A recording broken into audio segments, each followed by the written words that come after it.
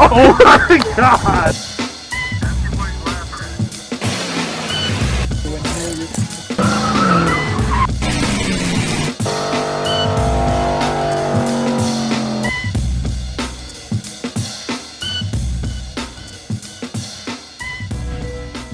Alright, I am all packed for Texas and ready to go. All we gotta do now is just wait for the time to hook up to the trailer and leave. So while I was sitting here waiting, I started answering a few questions on Instagram. Snydertron3000, go follow me if you don't.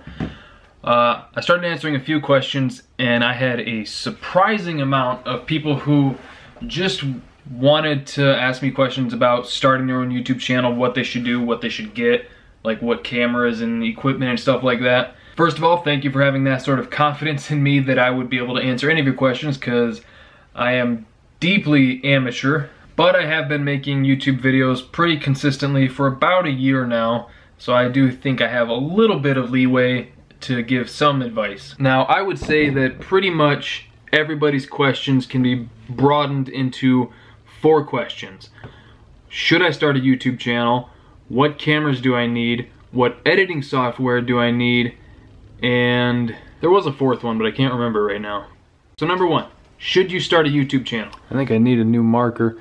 You can't really read it, but it says 1, should I start a YouTube channel?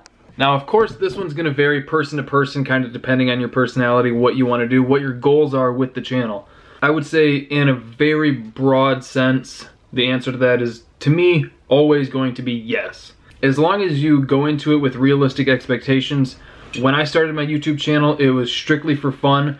My friend Seth and I, who you've seen in a few of the videos, we started another channel initially called Us Versus Everything, which I've talked about before, where the concept of it was literally us, Seth and I, versus everything. So we took objects that we literally found for free on like Craigslist or Facebook Marketplace and threw them off my back deck onto each other to see which one would outlast the other. I wanted to like learn to edit, but I needed more footage than like 4 minutes of us throwing things off my deck. So I started filming some of my own stuff, and that's kind of how my channel started. Now, a lot of times what people mean when they say, should I start a YouTube channel, is it worth dealing with the criticism and the haters? And again, that's gonna kind of depend on you. If you have the personality where you focus strictly on what the haters say, it's probably not the greatest idea. I know we all kind of get into that mindset where we could have 100 people compliment us and say, awesome video, you did great, good job. And then there's that one person that says, you look stupid, the video's stupid, you sound like an asshole. And you're just gonna focus on that one guy. And it definitely gets easier with time. Pretty much every video I post, there's at least 1 or 2 people, at least one person that'll say something that kind of irritates me at first, but then, I mean, it's getting easier and easier to brush off. As far as starting out, that's something you're gonna have to pretty heavily consider. My grandma used to have a saying that's perfect for this situation. If you can't do the waltz, get the fuck out of the gym. Alright, so number 2, what equipment should you have? This one is super easy to answer. Anything. Literally fucking anything. My first, I think like 5 or 10 videos, I shot with my cell phone. They weren't great, but it was a start. After that, I went on Amazon and I bought, I don't have it up here anymore because I let Chris borrow it so he could start his YouTube channel. But I went on Amazon and I bought like an $80 faux pro, a GoPro knockoff, fake GoPro faux pro.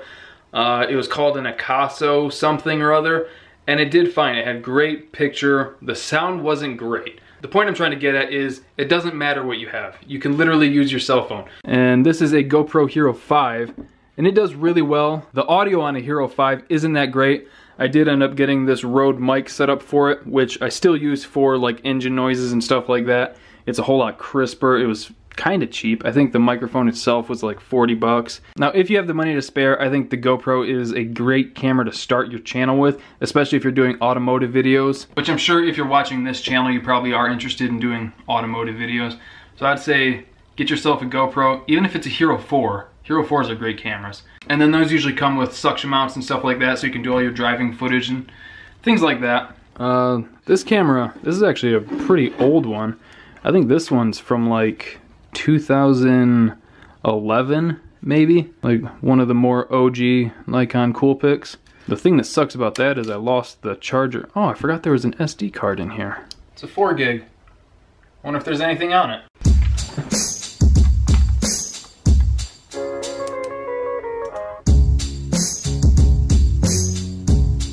Bunch of old pictures.